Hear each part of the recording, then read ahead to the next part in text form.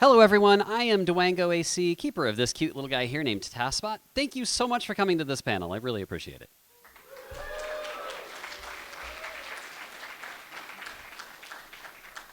So I'm definitely not burying the lead. Yes, I froze an SNES for TASBot. So you probably have some questions like why, probably. Couple quick housekeeping things. First of all, I'm doing this presentation in quite possibly one of the weirdest ways I've done a presentation before. I've done presentations with PowerPoint and with Markdown files and with weird HTML document things I've done in the past. This time I'm just using a web browser, so we'll see how that goes. I have several interesting things to show you about how this adventure played out, but I'm going to start this story with what compelled me to try to freeze a Super Nintendo. So this all goes back to this cute little guy here. So I asked for a show of hands before the talk started about who had familiarity with TASBot, and not everyone actually knows who or what TASBot is, which is awesome. Welcome. We have a cute little robotic mascot. This is TASBot. He's a cute little guy that plays video games perfectly for charity. And what that means is that we can connect TASBot via a replay device that we can put in his hand. We can take this hand out and swap it with a physical device that pretends to be a controller for a classic video game console, like a Nintendo or a Genesis, even all the way back to Atari. And he can press buttons perfectly in order, similar to a player piano. So let me explain that part really quick because it'll make the rest of this talk make a lot more sense. If you've ever seen a player piano, it's playing back a predefined sequence of notes. Those notes were composed by someone who arranged a piece of music probably over the course of many weeks or months. And once that composition was satisfactory, it was recorded in some way, either on a roll of paper with perforations in it or some other mechanism, fed into a player piano, and the song begins from start to end just playing what notes it's told to play. We're doing exactly the same thing with TASBot. We're creating what's called a tool-assisted speedrun. You can find more information about that part at tasvideos.org. A tool-assisted speedrun removes human limitations of memory, skill, reflex, and luck. We're able to play a game perfectly. Now, I say perfectly in the sense of as fast as the hardware and the game code allows. We never cheat. In the classic definition of it, we never modify the cartridge or modify hardware. But we definitely break video games. Bad. Really bad. Yes. When I say that we don't cheat, what I mean is when the game developer released their game, it is whatever it is. The game is what it is. All of the flaws, all of the perfection, all of the little nuances of how it works, once it's burned onto that cartridge and in released form, it's a read-only memory cartridge in most cases that can't be changed or updated. So whatever mistakes were there are there forever. We have a lot of interesting glitches that you can see in various different game series, such as Super Mario Bros. 3, where we end up doing ridiculous things to Mario by shoving his head inside of blocks or landing at the edge of a block and being able to do things like slide into the wall and convince the game to eject us out the other side. All kinds of things. Some things are minor glitches, some things are enormous glitches. Depends on the circumstance. But the point is that we are only playing back a game that is the sum total of all of its flaws and glory. In the context of making a tool-assisted speedrun, we have a lot of different types of tools, with the most basic being the ability to save your progress at any point. Anyone here who has ever played on Nintendo Switch Online, the emulators that they have for the Nintendo Switch, you can go in and create a save state, and in some of them even have rewind support.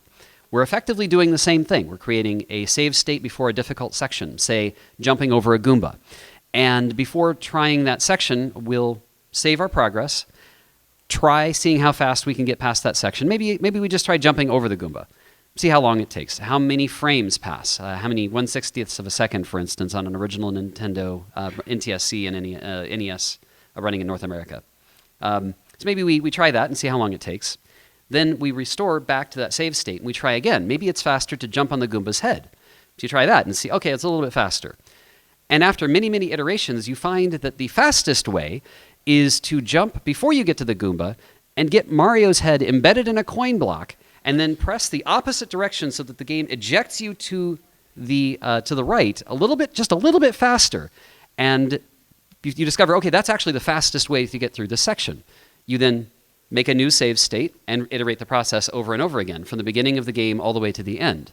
We can make amazingly entertaining pieces of media this way. I consider it transformative art because it goes beyond just playing the video game. Now, with that context in play, when we take what was made in an emulator and play it back with TASBot on a real video game console, we're doing it exactly the same way as a player piano. We are playing back a predefined sequence of button presses from the beginning of the game to the end.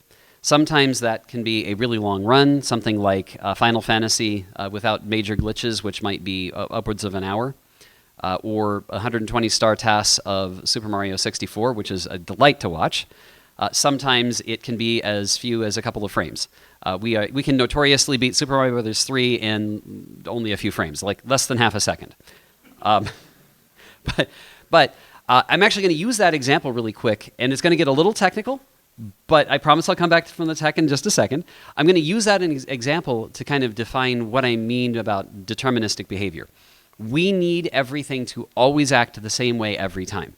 For Super Mario Bros. 3, if you've ever played that game and seen the Hammer Brothers move around on the world, on the world screen, that's random. But we need it to not be. So we're fortunate because the original Nintendo console, its only source of entropy is player input. In other words, the pseudo-random number generator is seeded with a bit of information that comes from the controller input. If you always provide the exact same sequence of button presses, one frame after another from the beginning to the end, the pseudo-random number generator will always be seeded with the exact same set of entropy, the exact same source of randomness, as it were. And it will always produce the exact same outcome, meaning if you replay it consistently, the Hammer Brother will always move exactly the same way. It doesn't mean we can control the randomness, but it does mean we can consistently influence it and twist it to our desires. We don't want the Hammer Brother wandering all over the map, so if we're playing Super Mario Bros. 3 fast, we might find a result that has him move only one spot, for instance. Now, the reason we can, just because it's kind of funny to talk to you about it, the reason we can beat Super Mario Bros. 3 so quickly is Nintendo made some mistakes. Some of it was cost reducing, some of it was just not catching it fast enough. But when Nintendo released the original Nintendo Entertainment System in the United States, they had already made some million-odd consoles and shipped them to the US when they discovered a rather technical bug. If the game console was asking for controller input at the same time that it was playing a certain type of PCM audio, or audio called PCM audio, it would collide on what's called the open bus, and you would potentially lose button presses. It was a flaw in how it was designed, and they'd already shipped the consoles out, so they had to fix it in software. So for Super Mario Bros. 3, the way they fixed it is they read the controller port, and then they read it again, and they make sure it matches. And if they match, which it usually will, that's fine, it moves on with life. If it doesn't match, it throws away the first result and reads it again, which you might start to see what we can do here. We just keep giving it different input every single time it asks, forever. Well, not forever, until it hits a point that's called the non-maskable interrupt, the NMI. That's the point where the game is like, no, there's no more time to do anything. We have to draw the screen. So it runs and tries to draw the screen, except all of the housekeeping things it should have done, it wasn't able to because we kept it so busy. So the game logic drops onto what we call a sled of no-ops, non-operations, runs into an opcode, an instruction that is treated as something it should do. That opcode says, jump to the address of the memory location that comes next in memory. And just so happens to be what's next after opcode 21 is the location of the controller ports, where we write in the address to the end credits. So we literally jump to the end credits. It's glorious. I love it. With all of that said, this only works if the console behaves deterministically. Always does exactly the same thing every time. Now, when we started playing around with having TASBot pretend to be a Super Nintendo controller, our first game was, well, Super Mario World, and it worked fantastically. The first time we had TASBot play a video game at a charity event was AGDQ 2014. I feel old. We had him playing Super Mario. Yeah, right. We had him playing Super Mario World, And it worked relatively well. And we were able to find ways to execute glitches, and we put Snake and Pong inside of that game, which was amazing. We helped raise money for, at that time, it was the Prevent Cancer Foundation, and it started a journey I did not know I was going to be on. But that was great and wonderful. And then we tried to do other Super Nintendo games, and to our unfortunate discovery, they weren't working very well or very consistently at all.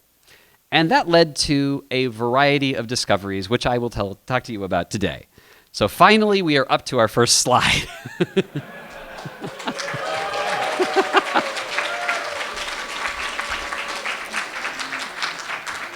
And when I say slide, I just mean this is a bunch of Firefox tabs, but ignore that.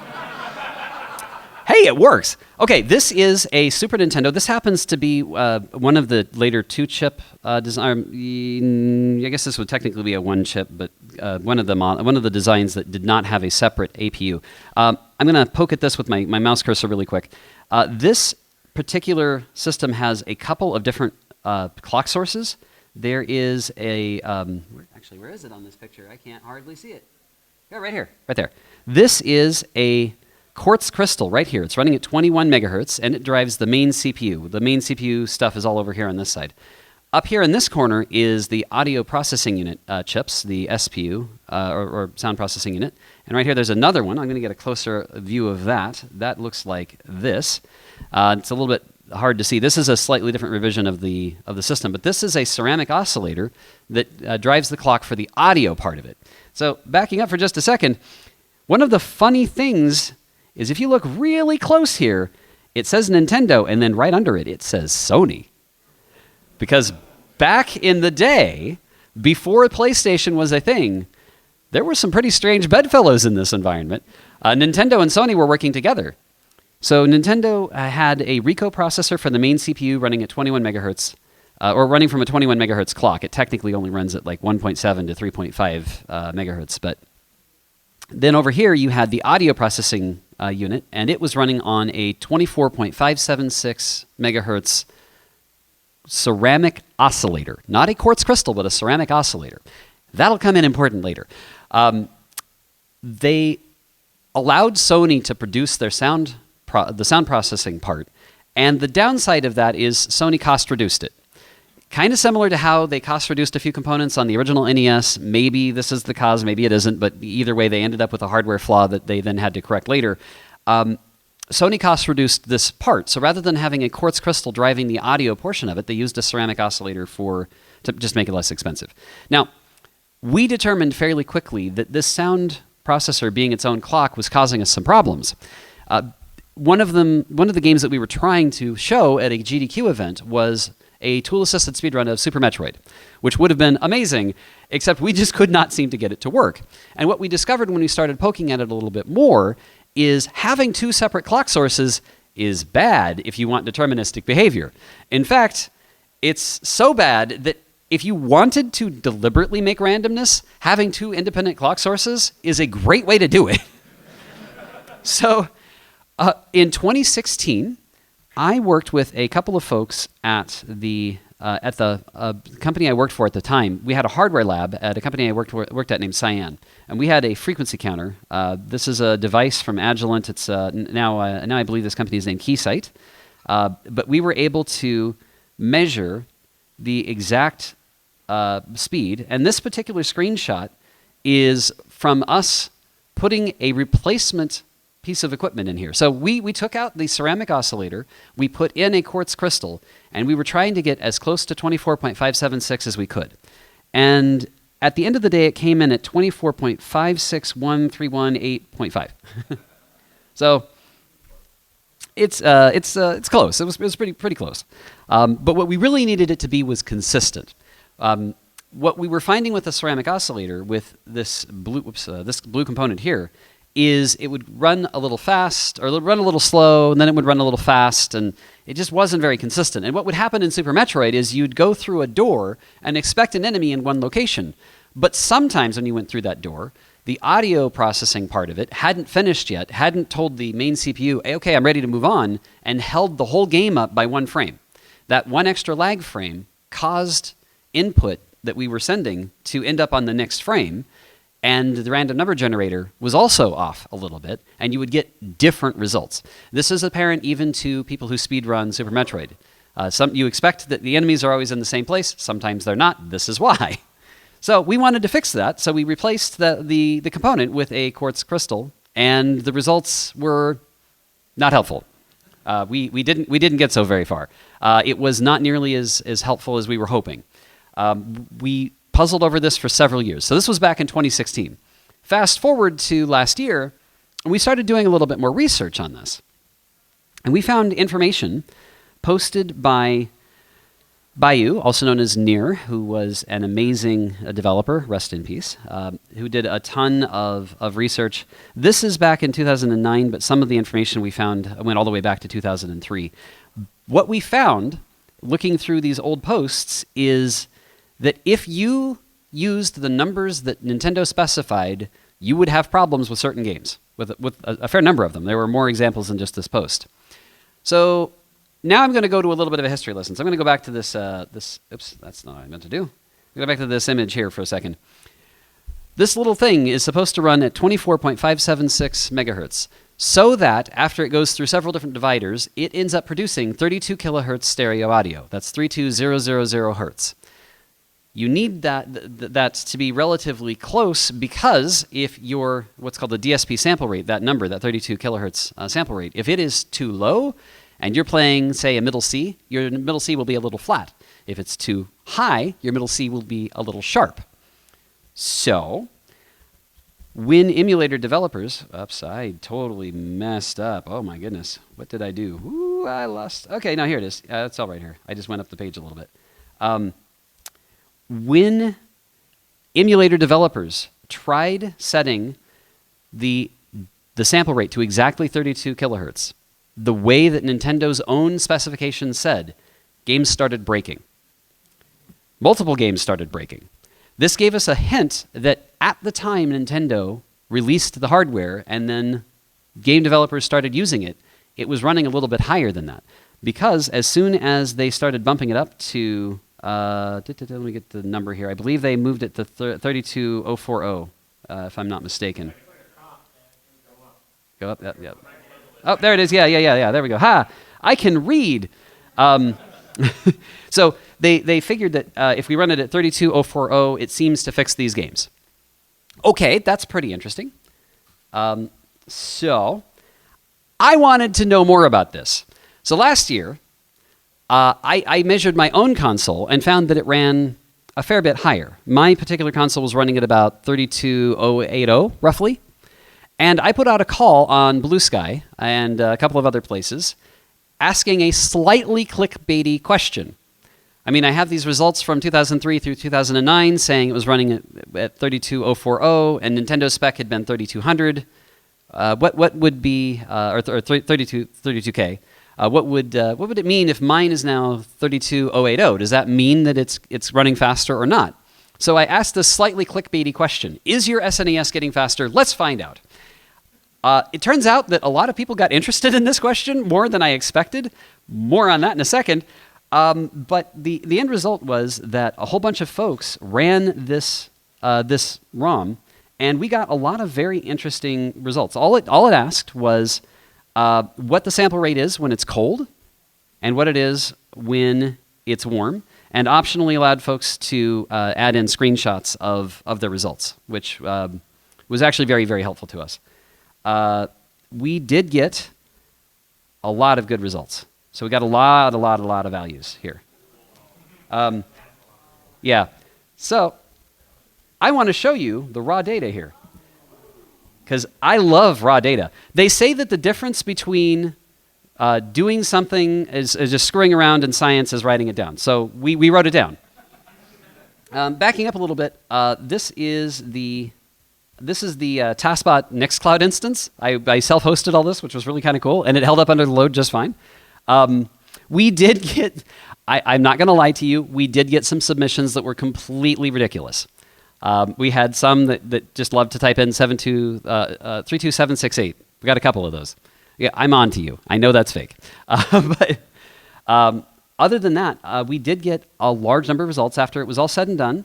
We had 158 valid results, which I thought was pretty good. And a lot of individual notes. We had screenshots for many of them. And these are just the ones where they provided both the cold and the warm result. We actually had more results than that omitted one value or the other. So we just took all the ones that had all of the data.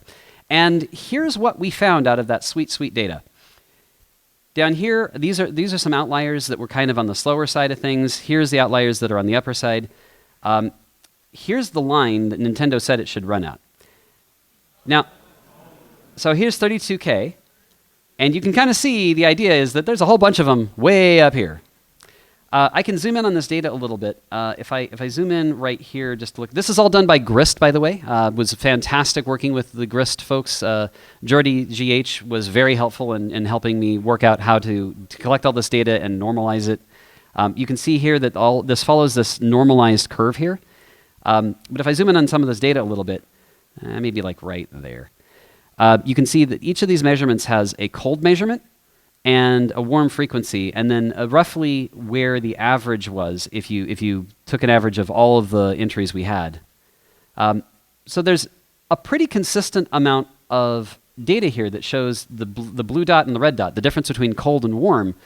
You had some outliers. Some of them had significant temperature change, but for the most part, it kind of fell into a relatively similar band.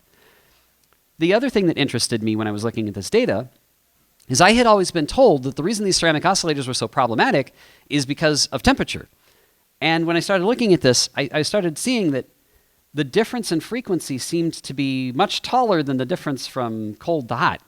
So we started poking around a little bit, and that's when we decided to start shoving stuff in the freezer. But anyway, I'm going to skip over these. This is the one I want to show. This is real science. And we did multiple runs of this to make sure that our data was legitimate. And I did it with multiple consoles too, just to make sure that everything was sane.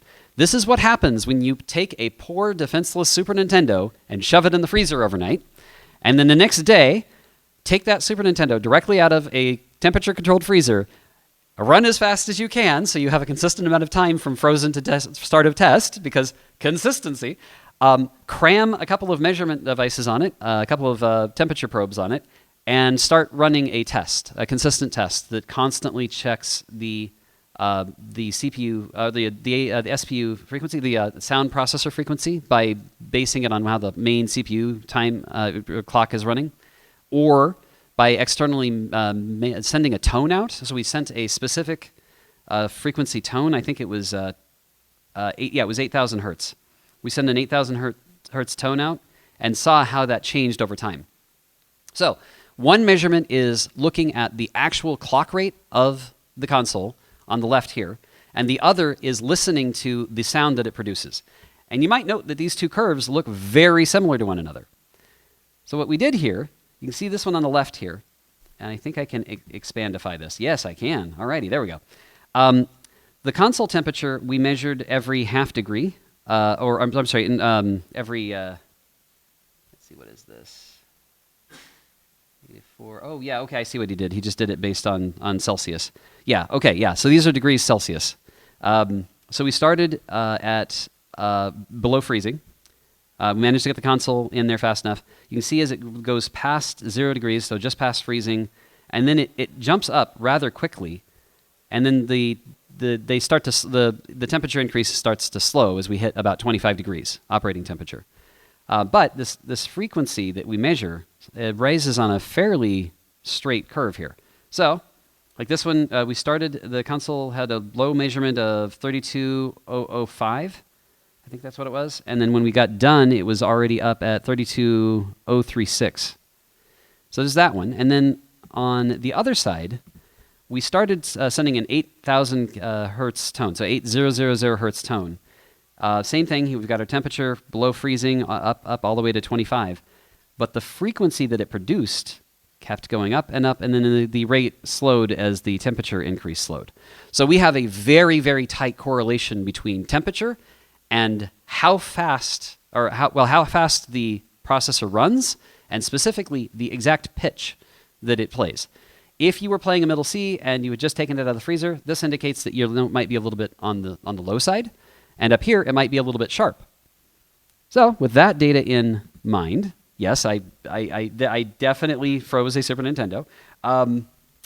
I released my, actually I'm going to skip over that for a second and come back to it. I released my results and caused a little bit of a problem. When you now look for SNES quartz crystal clock speed on something like DuckDuckGo, quartz crystal being the one that you use for the main CPU, almost all of the results are about the SMP, the audio processing unit.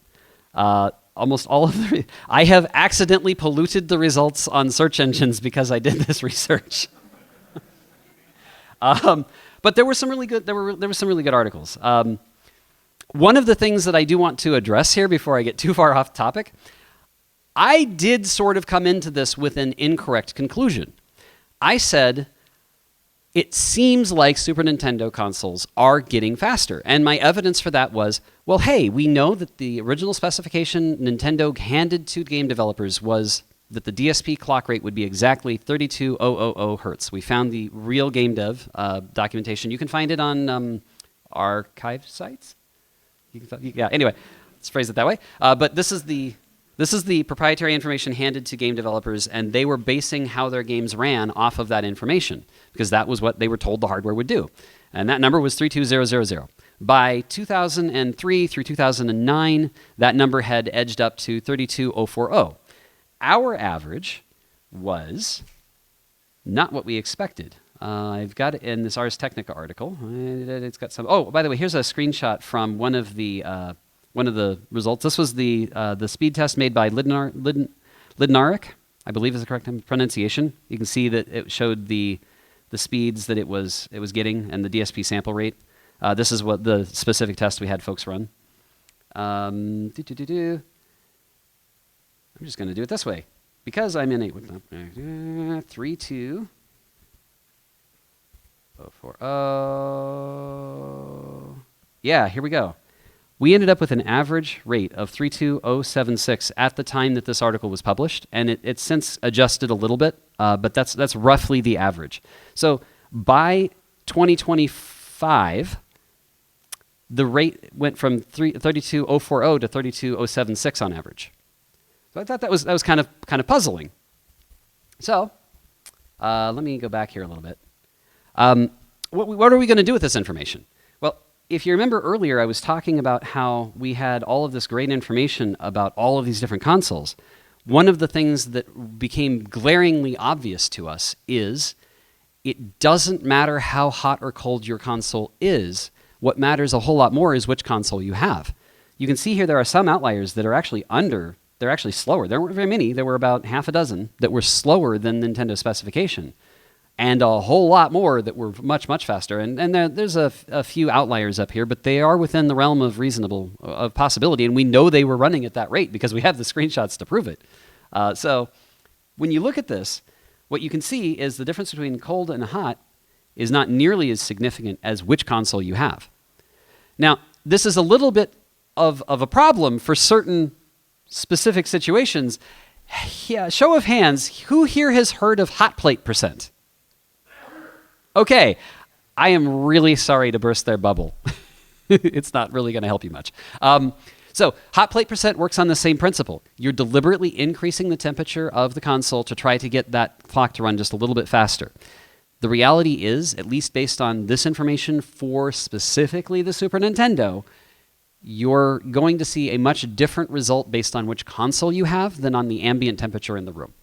So don't panic. If it's a little cold in that basement while you're playing your speedrun, don't panic. It's not really going to matter at the end of the day. But then that leads to the question, well, how much does it really matter? If it's just the audio processing rate, well, what if we were able to manipulate that? So that leads us to the TASBo.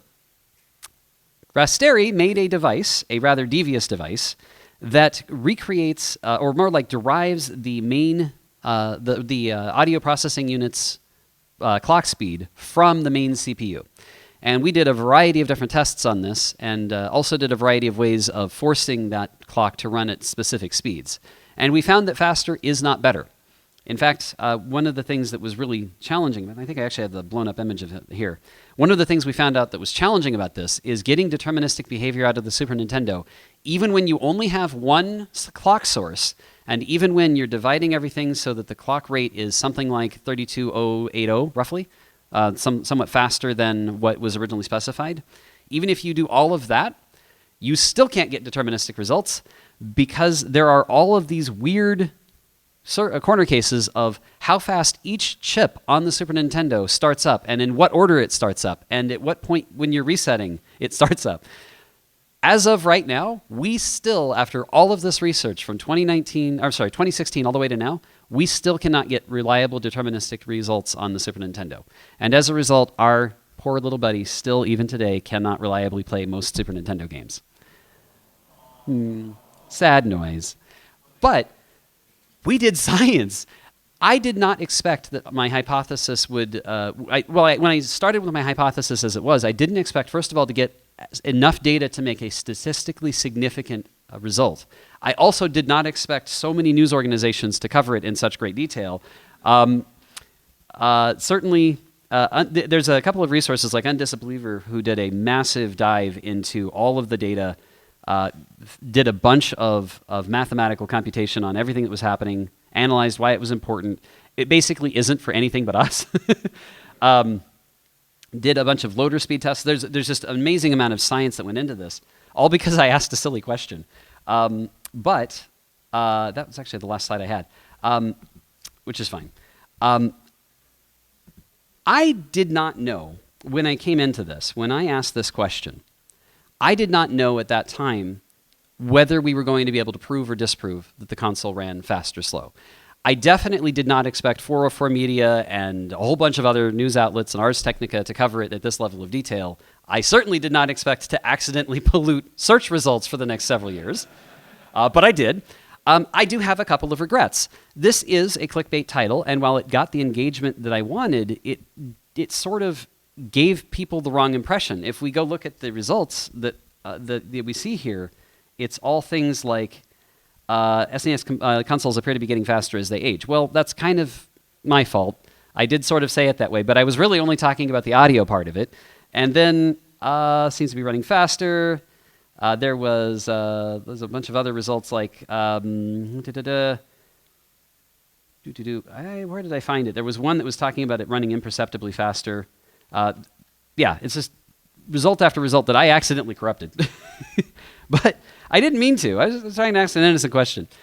Before I ramble on too much on that part, after the fact, now here at this talk, I can be transparent and say, I am sorry that I misled a few folks about what the results really were. Your console is just fine. The places where this matter are extraordinarily limited. And yet, I would love it if I could help those Super Metroid players be able to have a consistent result, to have games work the way that Nintendo told the game developers it should work, within reason. Find some way to make a device that can allow a Super Nintendo to run the way it should have back in the day. There's a couple of other quick notes on that. We know that the average speed is typically faster. We have a theory for why.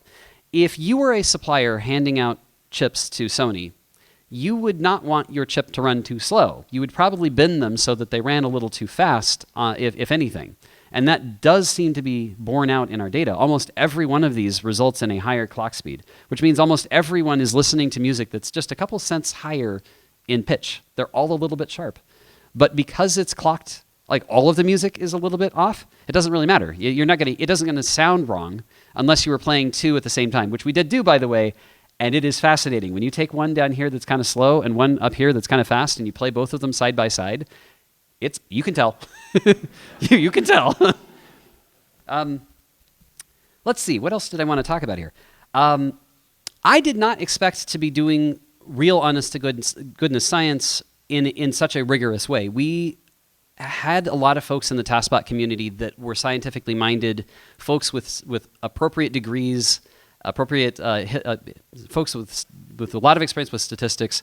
I am extraordinarily thankful for those people being in the community, because if it was not for them, I wouldn't have known how to approach this data. If it wasn't for the electrical engineers, I wouldn't have known how to do all of this. So to everyone who was involved in this, thank you for helping. Like, seriously. Wow. At the end of a decade of doing this, we've helped raise over $1.5 million with TASBot through various charities that we've worked with, and it's just been an incredible experience.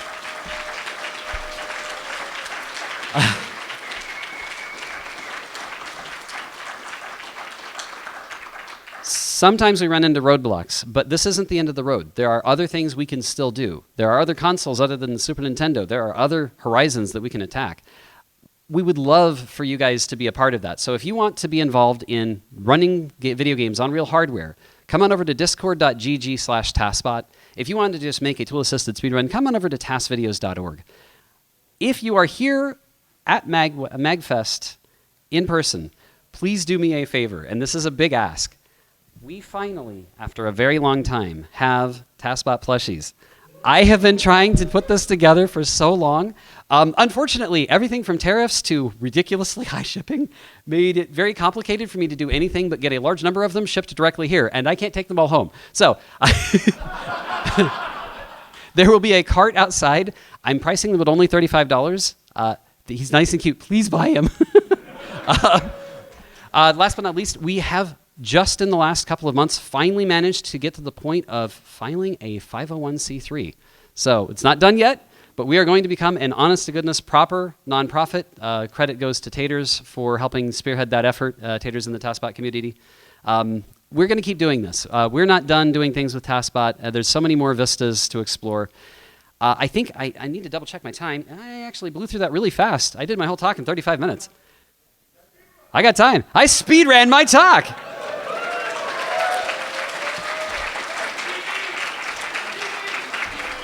PB. So, feel free to go run and get a TASBot plushie, but also feel free to ask me Q&A because that was a lot of technical information all at once. Okay, first person who rose their hand is the pink hat right there. So, out of curiosity, if TASBot could be taught to use an oscilloscope, could TASBot monitor both clocks at once and be made to do the same? So the question is, if we were able to monitor with an oscilloscope or some other method in real time, could we adjust? And the answer is no. The reason why is, remember at the beginning I was talking about a composer arranging a piece of music for a player piano? Once that composer has created that and it's put on that piano roll scroll of paper, it's set in stone. It's going to play out exactly how it plays out. One of the most recent videos I put out on my YouTube channel is titled, TASBot is not AI. And it is not in any way. We cannot respond. We are effectively flying completely blind. When the console asks us for the next bit of input, we hand it the next bit of input. So anyway, really quick. We made a ROM to play a ROM. Yes, sort of. Yeah, it's kind of like a ROM to play a ROM in one sense. But okay, did that answer your question? Awesome. Okay, next up, you right there. Have you considered the effect of electron degradation? Have we considered electron degradation and how it changes over time? We definitely have considered a lot of aspects to the question of what's often called aging, and the problem is that aging means different things to different people. In the context of a ceramic oscillator, this is a chart that shows this specific component's expected aging, effectively, its performance. And there's some other documentation we were able to pull up as we did this research. Effectively, as soon as you get the ceramic oscillator and start using it, it will start to drift a little bit and change. And we do expect that that drift over time does have an impact, just like hours on. But it's not necessarily clear when in the process that happens the most. We think it happens very rapidly at the very start of its life, and then that process slows. We think, but it's still not entirely. I could not find reliable data, and I would love for someone to do research on that specific topic. I found one white paper out of all of our research on that topic. My main wonder is if that curve you see is basically sort of the difference in manufacturing, whether it's difference in how much they use their SNES. Okay, there's a question. The question is it perhaps how many hours that Super Nintendo has been on? We can't know for certain because that was not something we sampled.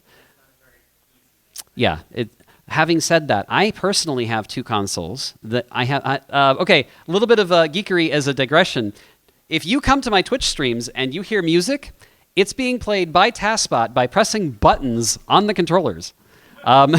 We start playing Super Mario World on an original cartridge and then take over the entire game by having Yoshi eat some unquestionably disastrous pieces of code with his tongue.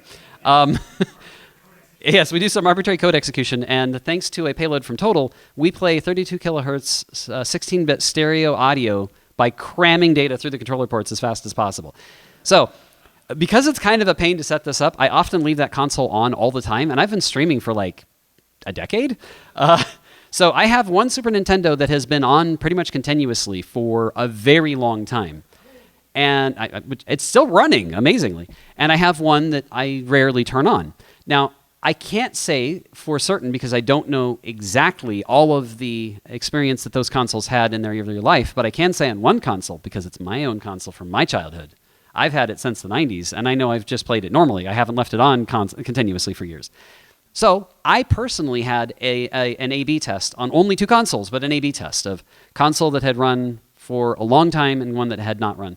And it was kind of interesting that the one that was not on very long, the much darker colored, very faded brownish console, it ran a little bit faster than the one that was on all the time. So I don't know. We don't have enough evidence is the answer. Okay. Teal right there. So, does the Nintendo Switch emulators for the SNES, do they have the same issue? The Nintendo Switch emulators. Okay, first of all, if you would like to know more about Nintendo's first-party emulators, I highly recommend 100th's Coin video on that topic. He specifically looked at NES emulators, but I think the information that he derived is quite applicable to the Super Nintendo as well. The answer is Nintendo is awful at making emulators. Really, really bad. Surprisingly, the standalone NES Mini or the NES Classic, the tiny one that Nintendo first party released, is one of their best products. It surprisingly emulates almost everything you could think of quite well. The one in the Switch doesn't pass as many of the tests.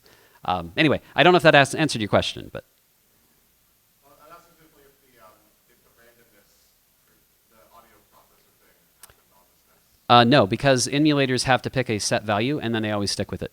That's part of our problem. We have to match what the emulator that the tool-assisted speedrun was made on.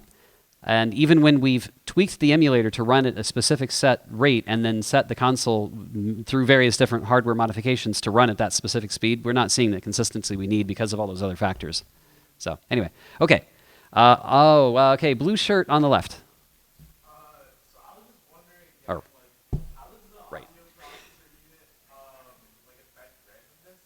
How does it affect randomness? Well, if you think about so the question is, how does the audio processor affect randomness? If you think about a Super Nintendo, it has a cartridge, and that's plugged into the cartridge edge, which then goes to the main CPU, and then has to go through a series of weird machinations to communicate between the main CPU and the audio processing unit. When data is moved from the cartridge ROM to the CPU and then transferred over to the APU then has to process those samples, those audio samples. And it's independently clocked. It takes a certain amount of time to do that, a certain slightly random amount of time, as it is. And if it takes a little bit longer, it will not report back to the main CPU, hey, I'm all done, in time. And the main CPU will be like, I'm still waiting. So it just forces a lag frame, a frame where it does not do any new processing that frame. It just redraws the screen. So when that happens, it gets off by one frame and our input doesn't match anymore. Enemies might respond differently because the pseudorandom number generator is now off by 1. Things like that. Ooh, I see another TASBot plushie coming in. Thank you. Okay, black shirt right behind.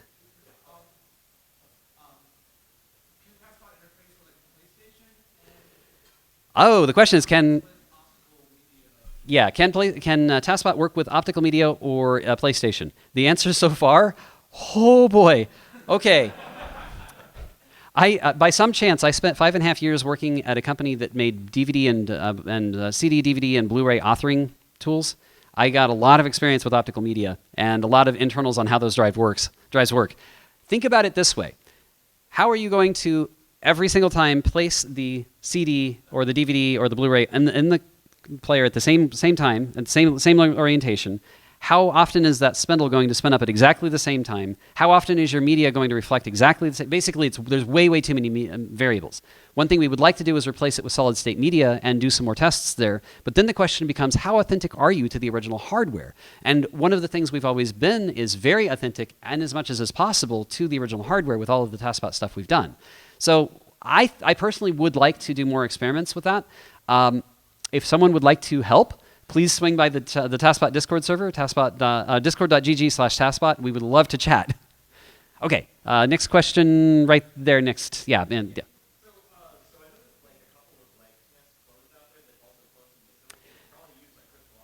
Yes, how do SNES clones work? For instance, the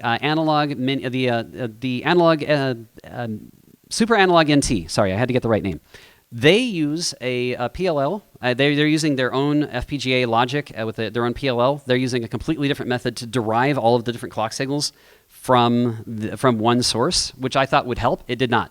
I managed to convince the analog folks to make an adjustment just for TASBot, and I'm very thankful they did.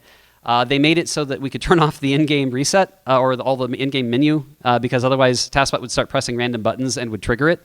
So they modified that, and they made a couple of other changes at our request. But at the end of the day, it isn't consistent with itself. And we thought it was because of what was happening with player input. So Total created a version of Super Metroid where all of the input was baked into the ROM itself. We effectively put a tool-assisted speedrun inside of the ROM and played that back. And it's still desynced. So anyway, I don't know if that answered your question. I'm going to come over here really quick. Looking at, I guess, N64, has there been any interesting anecdotes or stories about TASBot with N64? The Nintendo 64 has approximately half a dozen games that work, and all of the rest of them don't. And the ones that work are things like Super Mario 64, Super Mario Kart, a couple of other ones. Of all things, Mortal Kombat. Why? But all of those games have one thing in common. They have a very interesting way of polling for input only once and being very consistent about how often it does it and how it behaves. Most games are much more random. A good example of that is Legend of Zelda Ocarina of Time. Show of hands, who here has not heard of Legend of Zelda Ocarina of Time Beta Showcase or Ocarina of Time Triforce %? Who has not heard of that? Okay, you are in for a treat. Because you definitely need to watch it. If you noticed how many people didn't raise their hands, that's how many people have watched it. It is incredible. It will blow your mind. We show off beta content that's on the cartridge and a bunch more stuff, which is doing a lot of heavy lifting. You can find it if you search for Ocarina of Time Triforce %, you will find it. It's about an hour long. I've made a 10-minute version if you don't have that much time to commit to it, but it is about an hour long. You really should watch it. It will probably make you cry. Here together. Took over 24 people about 2 years to do during the pandemic, and it was this coming together after feeling separated for so long that was just so impactful. Long and short of it, we could not do that with TASBot alone. We had to have a human playing the game, had save state, handling the first part of that because the Nintendo 64, especially for Ocarina of Time, has a lot of methods of randomness. And in Kakariko Forest, there's all those motes, all those little dots floating around. Each one of those is random, every single one of them. Oops. And as a result, you run into problems where no matter how hard you try, you cannot get past the pseudo-random number generator sourcing from more than just player input. There's just too much randomness going on. We tried so many different things. We tried having TASBot derp into a wall. Just did not work. So we had save state play as a human, trigger the arbitrary code execution, and then had TASBot take over on controller ports 2, 3, and 4, and then flipped back over and had save state continue to wander around and show beta content that really is on the cartridge, like a giant purple rupee that blows up inexplicably. Anyway, okay. Red shirt back there. So you mentioned trying to replace the specific crystal or the ceramic oscillator on the SNES with a crystal. Yeah.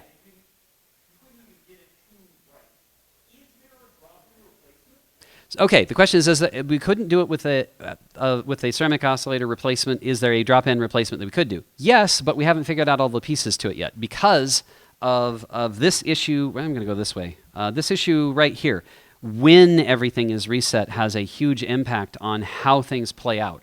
In order to get deterministic behavior, we need to isolate each and every chip's startup sequence and make it happen the same way every time.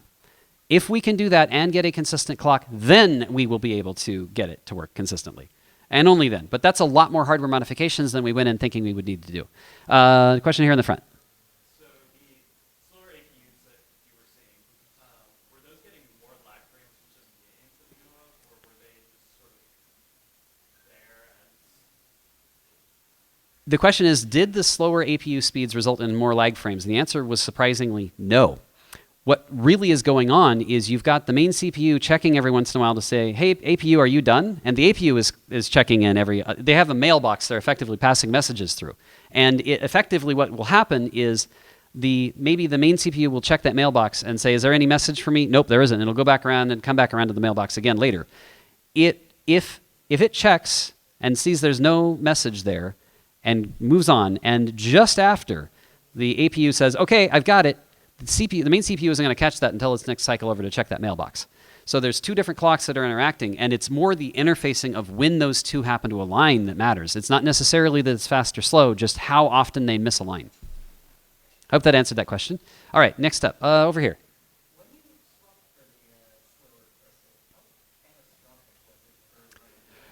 Would you like to, okay, the question is, if you make the APU much slower than it's supposed to be, what effect does it have? Would you like to hear Satan emanating from your console? Now, it's not always that bad. In fact, it can be really kind of cool. If you slow it down, especially something like Donkey Kong. Donkey Kong music slightly slowed down is actually surprisingly chill. It's pretty cool. But if you take that too far, oh man, you don't want that. I hope that answered your question. Let's see, over there, with your hand up. Have you considered submitting your paper to a journal such as the Panelists in Probable Research, who are behind the Jingle Bell Award? Would you like to help me do that? The question is, can I submit this to the Annals of Improbable Research? Probably. Do you think I could do that? I don't know. Okay. All right. Sure. Catch me after the talk. I'll figure out how to do that. I don't know. That sounds fun. Okay. We have about 5 minutes left. What other questions do we have? All right here in the front. So out of the games or consoles that TASBot has got played at least a few games for, which ones tend to work the best and which ones don't work the best? You're asking which consoles or which games work the best? Out of all the games collectively, which consoles have the most? The consoles that work the best are the consoles that have only one source of entropy and specifically only one clock source, which means the Nintendo Entertainment System in particular is actually quite nice, although it has a similar problem to this where there are also issues with the exact sequence that certain chips start up. And sometimes you can start from reset in a way that it does not necessarily align the correct way, and you'll get inconsistent results. Excuse me. Oddly, you would think the Atari 2600, as simple as it is, would be more consistent. It is not. That's largely a problem of how do we measure, how do we get the right button presses at the right time. The Nintendo consoles are nice, Nintendo and Super Nintendo in particular, because they ask the controller for input. Atari 2600 just grabs it whenever it wants. So we have to extract the NTSC VSync signal and then use that to kind of guess when it's going to ask for input. But same thing with the Genesis. It works the same way. But anyway, it's going to be console dependent. And the NES is the one that seems to be the most consistent. Red shirt back there. With reference to this slide you have up, if you went with an FPGA system where you just completely build the system, could you actually fix this problem? So the answer is, with a sufficiently advanced FPGA implementation, could you fix this problem? I'm almost certain you could, but we have not encountered a hardware clone that operates consistently enough to be worthwhile. And I do call FPGAs hardware clones. I did not necessarily believe that at all points, but my good friend Tina Hacks she got a little upset at me for saying that it was the same, and then she convinced me through much science and much evidence that I was wrong. They are hardware clones. If you have an FPGA implementation, it is at best a hardware clone, or in some cases just flat out an emulator. So I tend to not pay too much attention to them, and I do generally use original consoles. But it is an interesting discussion question. All right, we got about 5 minutes left. Any other questions? I know I saw a couple more hands. Okay, back there. I feel like this is like a basic question, but when did TASBot morph from being just a hacked ROB to So this is going to be a slightly longer answer, but it's fascinating. The question is, when did TASBot go from being a ROB to a design like this? This design, this lovely design here, was the result of us not wanting to get sued by two separate companies at the same time.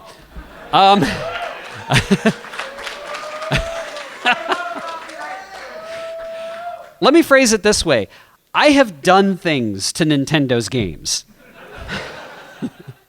And I did not want to upset them anymore. And the original TASBot frame was a ROB robot from the 1980s made by Nintendo holding a replay device using Legos. You want to upset two companies at once, that's a great way to do it. So over the course of a long time and a lot of effort, we came up with 3D models and designs and ideas. A whole bunch of folks in the community worked together to put this new TASBot design together. He is super cute. He now has, I'm going to show you his innards. He now has a Pi 5 in the back of his head with a 3D print hold that my son, Definisam, in the front row here, made himself. So yeah. Blaster Mac designed the eye boards. This is an LED matrix with an interesting set of diffusing to make the eyes look the way they do. That was tons of experimentation I did with a bunch of different materials. Dr. D2K9 did the actual printing with acetone bath ABS and a bunch of sanding and a bunch of materials. Conflurpin put together the model based on Koei Lollipop's original ideas, based on Freem's original TASBot eye design. I mean, it was just an incredibly long process. We started the process of replacing that ROB back in like 2016 and finally finished it in 2021, I want to say. So yeah, long effort to make him. But it was interesting because when people see him, sometimes they still say, oh, he looks like Rob. And other people will say, oh, he looks like Johnny Five from Short Circuit. And other people look at him and say, he looks like Baymax. And other people look at him and say, oh, he looks like Wally. It's interesting because I personally see him as being very unique. We specifically designed these 3 lines to give him specific character. His eyes are totally different than a Rob's eyes. If you look at a Rob has like weird stuff on the side of his head and an LED on the top, and looks quite a bit different. And yet, somehow, despite all of the things we did to not get sued, people still think he's sometimes Rob. It's very funny. Yeah. Okay. Any other questions? Right here. very specific, but you said in 2014 you had on DDQ you had a with various Super Nintendo games. Keep thinking, what happened with Gradius? Okay, what happened with Gradius? So the question is, what happened when we played Gradius at AGDQ 2014? We don't have a solid answer, but I did observe that it desynchronized every single time the audience started clapping. I also observed that in our haste, we had pulled the microphone cables up and over the top of the controller cables. At AGDQ 2015, we discovered a different problem. They rolled up this cart, this wire metal rack cart, that turns out designed in just such a way that it was effectively a giant antenna. And we showed Super Mario Brothers being played inside of Super Mario World, and it was so very glitched. It worked, but it was very evidently messed up. Same general thing. We ended up with a different kind of interference. And we've also had ESD, people walking across the carpet. Electrostatic discharge is a problem. So we have electromagnetic interference, we have electrostatic discharge. It could have been either one. We've learned a lot of things since then. The cables I use now are shielded Cat5 cable. Cat5e. Or actually, no, I'm using shielded Cat6 now, but and as short of the length as I can use, just to try to eliminate it. But at the end of the day, there are still so many reasons why it could go wrong. Okay, I think we are out of time. So before I leave, first of all, I know that I was kind of going overboard saying buy a TASBot plushie. Part of it is because I can't do any of this TASBot stuff without having a day job, and unfortunately, I got laid off on May 2nd of 2023 and only got a day job last week. So,